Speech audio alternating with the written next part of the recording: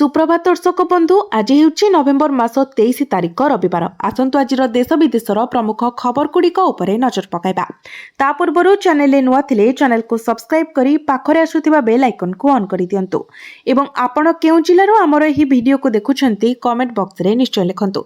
तेबे आसंतु आजिर संपूर्ण खबर उपरे नजर पकाइबा। आजिर प्रथम खबर, बंगोपसागर रे सृष्टि लघुचाप बात्या पर्यंत जीव, स्पष्ट चित्र 24 बा 25 तारिख पर जना पड़िबो। बंगोपसागर रे सृष्टि हेला लघुचाप। मालाका स्ट्रेट और एहार पाखापाखि दक्षिण अंडमान सागर उपरे लघुचाप क्षेत्र सृष्टि होईछि। ओडिशा उपकूल ठारू एहा बहु दूर रे रहिछि, किंतु स्पष्ट चित्र 24 बा 25 तारिख पर जना पड़िबो। सोआसीसी मुख्य शरद चंद्र साहू कहते तेबे अवपात आहुरी घनीभूत हेबार संभावना रही। यह बात्या पर्यंत जीव बोली मध्य से कहते, किंतु ओडिशा रे यह लैंडफॉल हेबो कि नहीं, यार प्रभाव कौन रहिबो, केते तीव्र हेबो वर्तमान आकलन होई पारुनी। 2 दिन परे यह स्पष्ट हेबो बोली से कहते। जदियो विभिन्न पाणीपाग मॉडल यह बात्यार रूप नेबो बोली आकलन करिसेंती, आसंता 7 दिन पर्यंत ओडिशा रे वर्षा संभावना नथिबा पाणीपाग विभाग पक्षरु कहा जायछि। परवर्ती खबर, ऑटो चालकों पाई बड़ खबर, सरकार बैन कले डीजेल ऑटो आउ रास्ता रे गड़ीपनी एही गाड़ी। प्रदूषण नियंत्रण पाई उत्तर प्रदेश सरकार एक बड़ पदक्षेप नेइछंती। नोएडा एवं गाजियाबाद रे एबे डीजेल ऑटो रिक्शा उपरे प्रतिबंधक लगा जायछि। जानवाहन प्रदूषण रोकिबा पाई उत्तर प्रदेश सरकार जातीय राजधानी क्षेत्रर यूपी क्लस्टर रे डीजेल ऑटो रिक्शा उपरे धीरे धीरे निषेध करबाको निर्देश देथिले, जहा परे एबे नोएडा एवं गाजियाबाद रे डीजेल ऑटो रिक्शा उपरे प्रतिबंध लगा जायछि। अधिकारी माने शनिवार कहिसेंती एनसीआर रे बढ़ुथिबा वायु प्रदूषणर मुकाबिला पाई एक प्रमुख कार्य योजना प्रस्तुत करा जाउछि।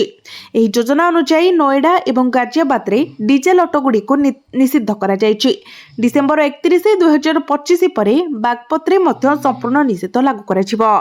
परवर्ती खबर, धान किणा को नहीं नुआ विवाद, एसएचजी नारे दलाल चलाउछंती मंडी।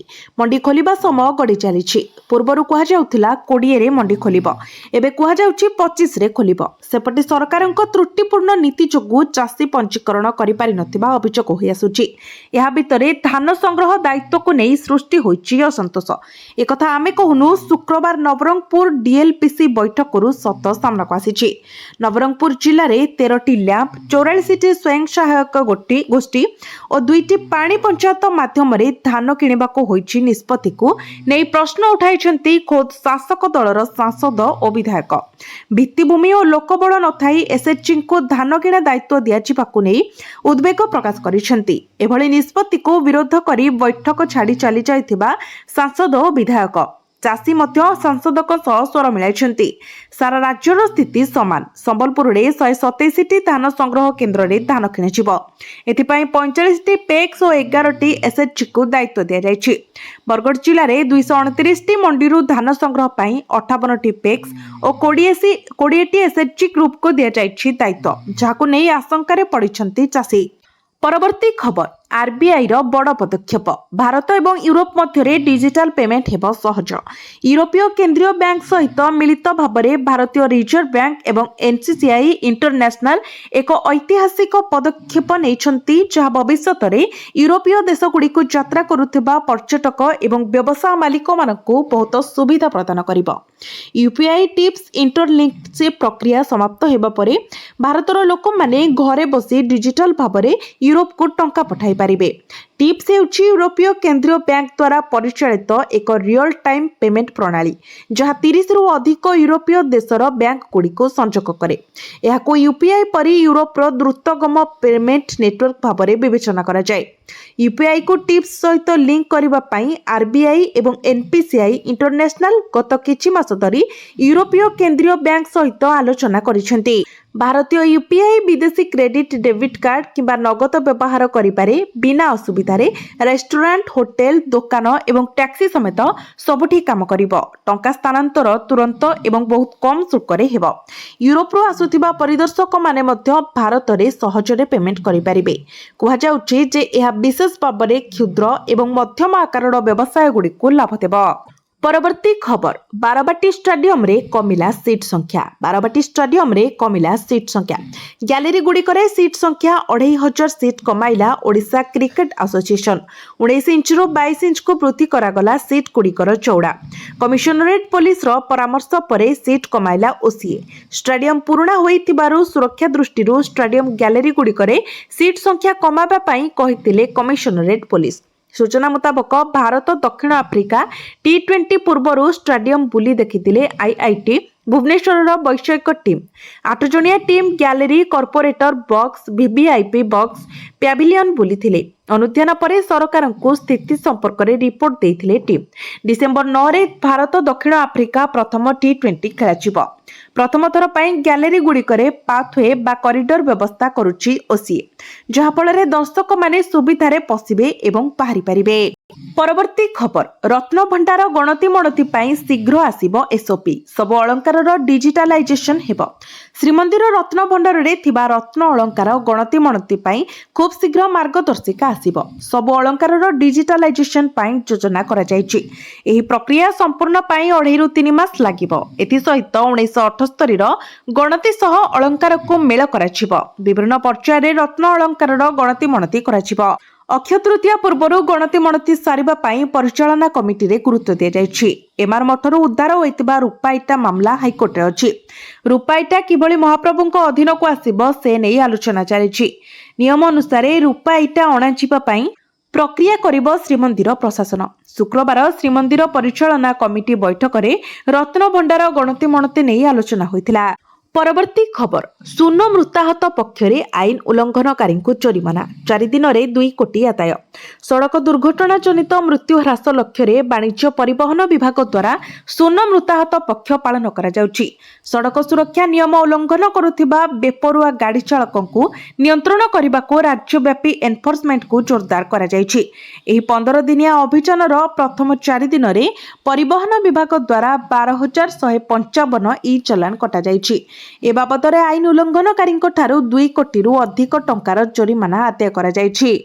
परवर्ती खबर एणिकी सस्तारे मिलिबो बाली एमएसपी लागू करिबे सरकार बंद हेबो बाली माफियांको मनमानी साबाड़ हेबे बाली माफिया बाली पाई एमएसपी लागू करिबे सरकार आ मन इच्छा दर बढ़ाई पारिबेनी लीजधारी सरकार निर्धारित करिथिबा एमएसपी दर रे ही बिक्री करिबे लीजधारी सारा राज्य रे गोटिए दर रे बिक्री हेबो बाली दर कमिबा सह लोकंकु सुलभ मूल्य रे बाली मिलिबो ई लॉटरी माध्यम रे दियाजिबो लीज एहा सह एणिके बाली गच्छित करी रखिबा पई स्टोरेज लाइसेंस देबे सरकार बिना स्टोरेज लाइसेंस रे बाली और अन्य लघु खनिज पदार्थ केही बेआईन गच्छित करी रखि पारिबे नाही शुक्रवार कैबिनेट बैठक रे ओडिशा लघु खनिज रिहाती नियम 2016 रे संशोधन करुछंती कैबिनेट निष्पत्ति परे एने बड़ सूचना देले खनि मंत्री विभूति जेना।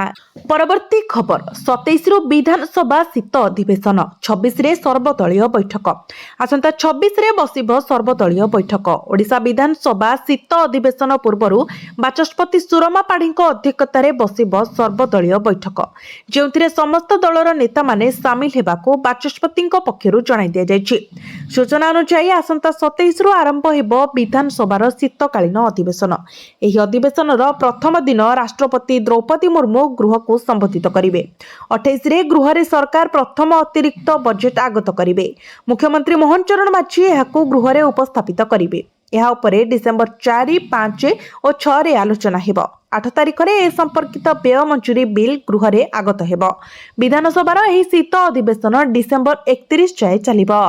परवर्ती खबर वृद्धि हेला प्राक मैट्रिक छात्रवृत्ति जानतु केते बढ़िला राज्य रे अनुसूचित जाति जनजाति और पछुआ वर्गर छात्र छात्री उन्नति पाई सरकार शुक्रवार एक गुरुत्वपूर्ण पदक्षेप नेइछंती लोकसेवा भवन रे मुख्यमंत्री मोहन चरण माझी अध्यक्षतार अनुष्ठित राज्य कैबिनेट बैठक रे मुख्यमंत्री मेधावी छात्र प्रोत्साहन योजना अंतर्गत अनुसूचित जनजाति और अनुसूचित जाति वर्गर छात्र छात्री मानक पाई प्राक मैट्रिक छात्रवृत्ति এবং ମ୍ୟାଟ୍ରିକ ପରବର୍ତ୍ତୀ ଛାତ୍ରବୃତ୍ତି ହାର ବୃଦ୍ଧି କରାଯାଇଛି। ଏହି ସଂକ୍ରାନ୍ତରେ ମୁଖ୍ୟ ଶାସନ ସଚିବ ମନୋଜ ଆହୁଜା କହିଛନ୍ତି, ରାଜ୍ୟରେ ଖାଦ୍ୟ ସାମଗ୍ରୀ ଏବଂ ଦୈନିକ ବ୍ୟବହାର କରାଯାଇଥିବା ଅନ୍ୟାନ୍ୟ ଅତ୍ୟାବଶ୍ୟକ ସାମଗ୍ରୀର ଦରଦାମ ବୃଦ୍ଧିକୁ ଲକ୍ଷ୍ୟ କରି ସରକାର ଏହି ନିଷ୍ପତ୍ତି ନେଇଛନ୍ତି। ନିଷ୍ପତ୍ତି ଅନୁଯାୟୀ ଛାତ୍ରମାନଙ୍କ ପାଇଁ ଏହି ରାଶି 10,500ରୁ 16,000କୁ ବୃଦ୍ଧି କରାଯାଇଥିବା ବେଳେ ଛାତ୍ରୀମାନଙ୍କ କ୍ଷେତ୍ରରେ 11,000ରୁ 17,000 ଟଙ୍କା ବୃଦ୍ଧି କରାଯାଇଛି। ଏହି ଛାତ୍ରବୃତ୍ତି ଶିଶୁ ବାଟିକା ଠାରୁ 10ମ ଶ୍ରେଣୀ ପର୍ଯ୍ୟନ୍ତ ଅନ୍ତେବାସୀ ଛାତ୍ରଛାତ୍ରୀଙ୍କୁ ମିଳିବ। ମାତ୍ର ଅନ୍ୱେଷା ଛାତ୍ରାବାସରେ ଅଧ୍ୟୟନରତ ଛାତ୍ରଛାତ୍ରୀମାନେ ପ୍ରାକ୍ ମ୍ୟାଟ୍ରିକ ଛାତ୍ରବୃତ୍ତି ବାବଦକୁ ବାର୍ଷିକ 11,000 ଟଙ୍କା ପରିବର୍ତ୍ତେ 17,000 ଟଙ୍କା ପାଇବେ। ସେପରି ଅନୁସୂଚିତ ଜନଜାତି ଓ ଅନୁସୂଚିତ ଜାତି ଉନ୍ନୟନ ବିଭାଗ ଦ୍ୱାରା ପରିଚାଳିତ ଉଚ୍ଚ ମାଧ୍ୟମିକ ବିଦ୍ୟାଳୟରେ ଅଧ୍ୟୟନରତ ଏକାଦଶ ଏବଂ ଦ୍ୱାଦଶ ଶ୍ରେଣୀର ଅନ୍ତେବାସୀ ଛାତ୍ରଛାତ୍ରୀଙ୍କ ପାଇଁ ପ୍ରଦାନ କରାଯାଇଥିବା ମେସ୍ ପରିଚାଳନା ଖର୍ଚ୍ଚ ଯଥା ମ୍ୟାଟ୍ରିକ ପରବର୍ତ୍ତୀ ଛାତ୍ରବୃତ୍ତି ହାରକୁ ମଧ୍ୟ ବୃଦ୍ଧି କରାଯାଇଛି।